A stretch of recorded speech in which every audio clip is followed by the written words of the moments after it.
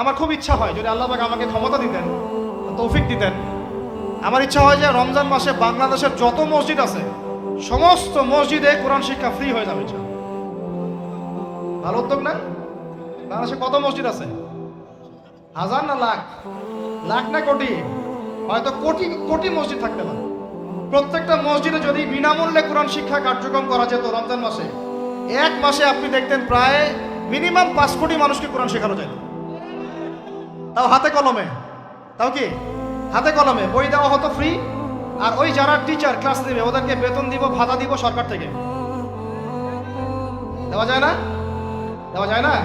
আচ্ছা, যদি গভর্নমেন্ট নাও দেয়, আপনারা জাকাত থেকে দিতে পারেন, সদকা থেকে দিতে পারেন, পারেন না? নিজেদের পকেট থেকে দিতে পারেন, নিজের ব্যবসা থেকে দিতে পারেন, এলাকা ভিত্তিক দিতে পারেন। কত উৎস আছে না?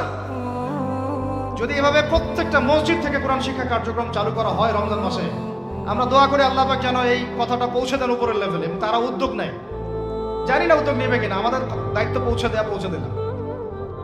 তো অ্যাটলিস্ট যদি সবগুলো মসজিদে নাও হয়, প্রত্যেকটা এলাকায় যদি একটা করে মসজিদও হয়, তবুও দেখবেন কয়েক কোটি মানুষকে কোরআন শেখানো যাবে ইনশাআল্লাহ।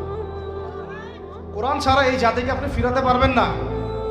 কোরআন ছাড়া এই যুবকদেরকে মাদক থেকে ফেরানো যাবে না। কোরআন ছাড়া এই যুবকদেরকে জেনা থেকে ফেরানো যাবে না।